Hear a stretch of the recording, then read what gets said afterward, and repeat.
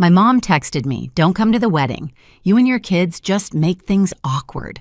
No warning, no phone call, just that sentence, cold and final, lighting up my screen while I stood in the pharmacy line with a $140 prescription in my hand.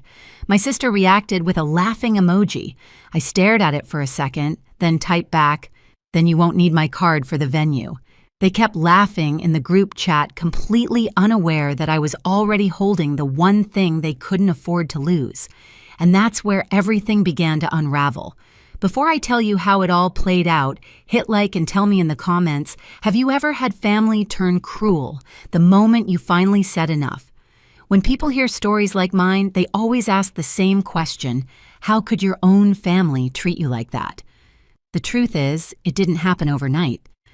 My mother Angela had a gift for turning guilt into currency, and I was her most reliable bank. Ever since I was 16, she'd call it helping out, but somehow that help always came with an invoice attached. When my sisters Jenna and Megan were in college, I co-signed their student loans because Mom said, "You've got the steady job." When our stepdad Rick lost work for a few months, I covered utilities, groceries, even Mom's hair appointments because she swore she'd pay me back when things got better. They never did.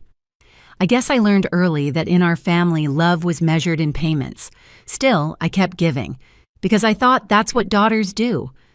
I'm 35 now, a single mom of two, working as an accountant at a pharmaceutical company. My days blur between spreadsheets, school runs, and the quiet kind of exhaustion you only understand if you've ever had to hold everything together by yourself.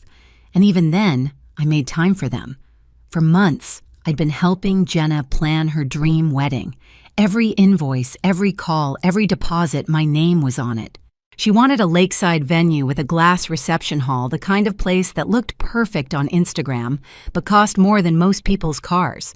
I told myself it was fine, that she deserved it. I just didn't realize I was funding my own humiliation. Looking back, there were signs, tiny moments that should have warned me. The way Mom's tone changed whenever I asked about sharing costs. The way Jenna brushed off my questions like I was just a worker on her payroll. "You're so good with money," she'd laugh. "You can handle it."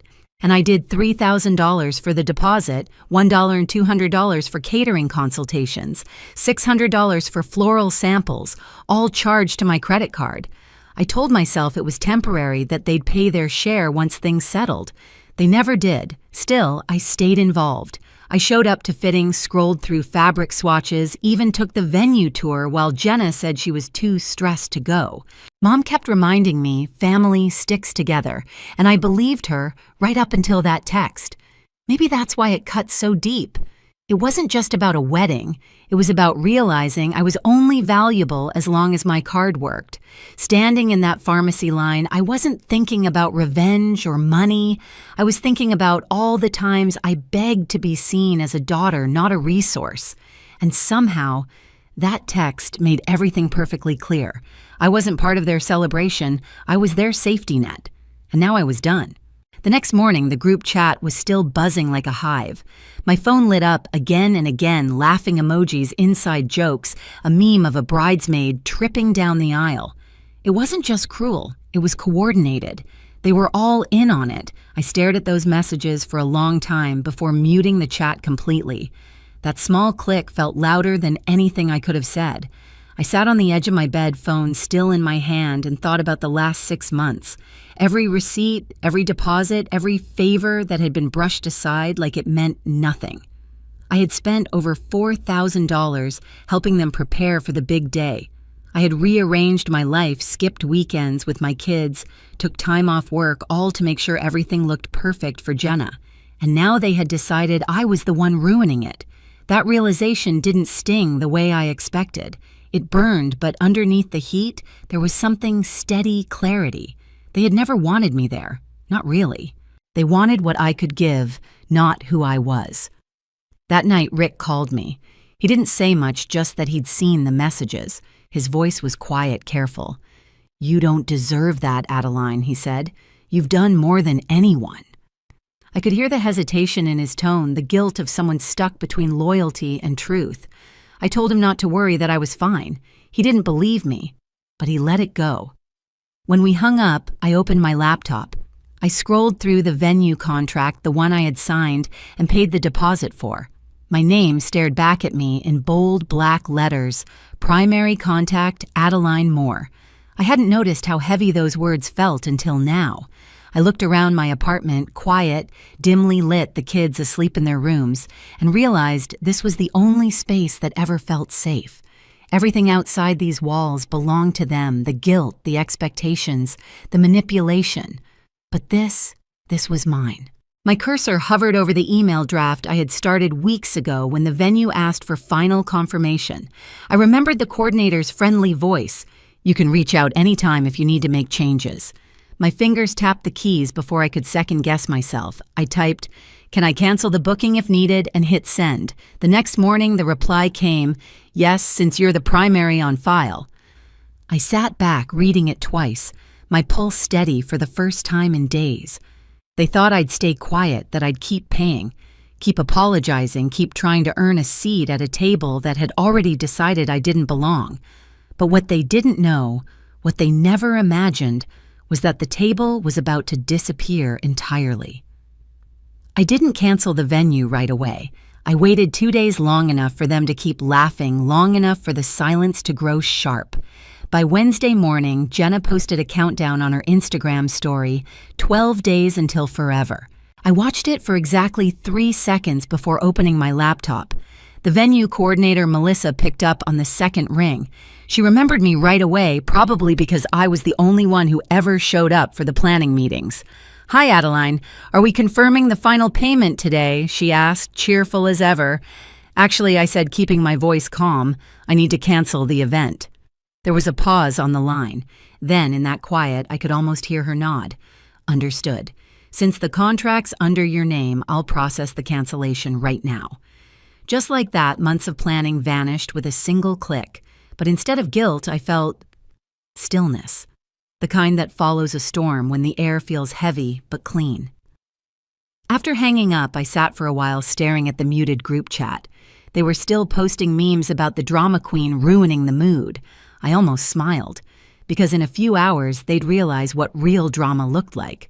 That afternoon, I made a second call to Carla and Denise, my 2 oldest friends from college. They'd eloped during the pandemic and never got to celebrate properly.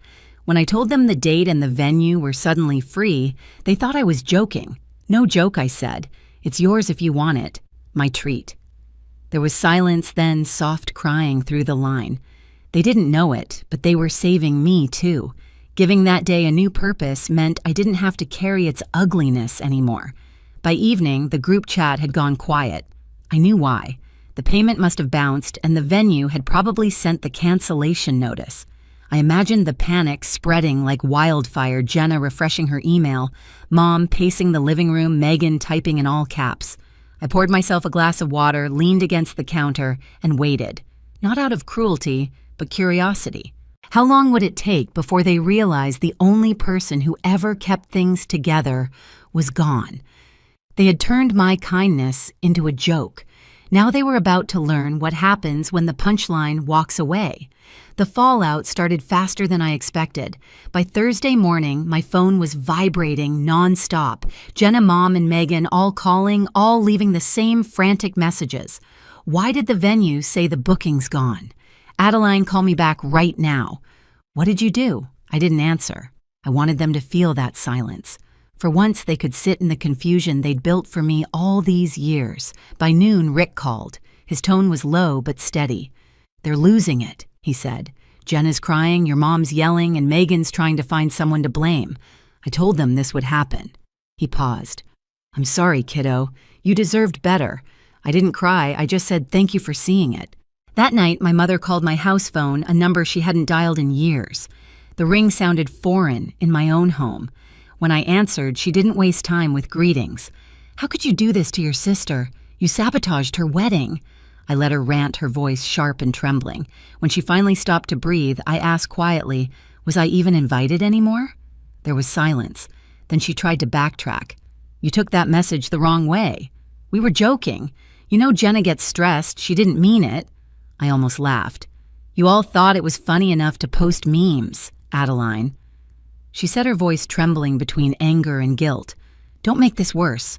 Just fix it." I hung up. No yelling, no dramatic exit, just a clean disconnect. The next morning, I met Rick for coffee downtown. He looked tired, the kind of tired that lives in your eyes. "Your mom's been impossible," he said.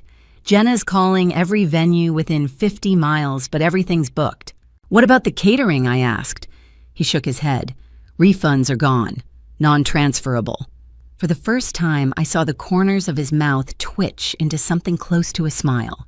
"You know, I told her if she doesn't apologize to you, I'm not paying a dime." I sipped my coffee, letting the warmth fill the quiet between us. "And what did she say?" He looked down. She said, "I'm being manipulated by you." I smiled back. "Maybe you're just paying attention." By Sunday, the silence from their end turned eerie. No calls, no updates, not even a single post from Jenna. I thought that was the end of it until Rick texted, "They found a new venue. Wednesday evening. Cheap banquet hall outside town." He didn't need to say more. I could picture it already, the fluorescent lights, folding chairs, buffet trays, steaming under tinfoil. On the day of the wedding, it rained. Not a soft drizzle, but a cold, relentless downpour that turned the parking lot into a puddle. I wasn't there, but I didn't have to be. People sent me photos. A cousin texted, "What happened? It looks sad." Jenna didn't tag me in anything, of course, but Megan slipped up, posted a blurry shot of the hall beige walls, plastic flowers, cheap sound system. The caption read, "Round 2, no drama." The irony almost made me laugh. Later that night, Rick called. "You won't believe this," he said. During the bouquet toss, one of Jenna's old friends caught it and shouted that the groom's still been texting her. Whole place went silent. I covered my mouth, not out of shock, but to hide the smile I didn't want him to hear. "Your mom blamed me," Rick continued. "Said I invited the wrong people, said this is all my fault. I told her she pushed away the only person who ever kept this family together." He exhaled long and heavy. I think she finally understood it. Maybe not the words, but the silence after. When the call ended, I sat on my couch for a long time, listening to the quiet hum of the refrigerator, the faint breathing of my kids asleep down the hall. I expected to feel vindicated, maybe triumphant, but instead, I felt calm, like something heavy had finally slid off my chest. The next morning, Jenna texted me for the first time since the chaos began, "You must feel proud of yourself." "Everyone's talking about how cold you are." I stared at the message thumb hovering over the screen. For a moment, I considered replying, explaining, defending myself. But what would be the point? She didn't want the truth. She wanted a reaction. So I put the phone face down and let it buzz against the table until it stopped. A few days later, Rick texted again, 2 words, "I'm leaving." I called him immediately. "You mean?" "Yeah," he said. "I told your mom I'm done. I can't live in a house where decency is treated like betrayal." His voice softened. "I added your name to my insurance, by the way. You're the only one who ever treated me like family." My throat tightened, but no tears came. I just whispered, "Thank you." That night I walked out to the balcony. The rain had stopped. The air smelled clean, like everything had been washed new. I thought about the text that started it all, my mom's cold words, the emojis, the laughter. They thought I was being petty when I pulled away. But they never understood it wasn't revenge. It was release. For years I'd been paying for their peace. Now for the first time, it was mine. Rick moved out a week later. No fight, no shouting, just a quiet departure that said everything words couldn't. He left a note on my doorstep written in his small, careful handwriting, "You were right to walk away first." When we met for coffee a few days later, he looked lighter, younger somehow. "The house is unbearable," he said. "Your mom's pretending everything's fine, but Megan's unemployed and Jenna's drowning in debt from that wedding." He stirred his cup slowly. "You know what's funny? They still haven't apologized. Not once." I smiled, but there was no satisfaction in it, just understanding. They can't. Apologies mean admitting the well is dry. He laughed softly, then handed me a small envelope. Inside was a check. "Part of that loan I took for them," he said. "They'll never see a dime of it again, but you deserve this back." I shook my head and slid it back toward him. "Keep it, Rick. You paid enough already." Later that night, I sat on my balcony watching the city lights blink below. My phone buzzed a text from Mom. "You've made your point, but this is still your family." I read it once, then typed back, "I didn't cut anyone off. I just stopped funding my own mistreatment." She never replied. Inside, my kids were laughing, building a pillow fort in the living room. I looked at them and realized that peace wasn't loud or flashy. It was quiet, steady, and finally, mine. For the first time in years, I didn't feel responsible for everyone else's happiness, just my own. I used to think love meant staying, no matter how much it hurt, that loyalty was about carrying the weight even when it wasn't mine. But now I know love without respect is just control dressed as care. Walking away wasn't revenge, it was survival. If there's one thing this whole mess taught me, it's that peace doesn't always come from fixing what's broken. It comes from finally letting it fall. So if you've ever had to choose between your peace and your family's approval, take it from me. Choose peace. You'll sleep better. You'll breathe again. And if this story hit a little too close to home, tell me where you're watching from, and don't forget to subscribe for more stories like this.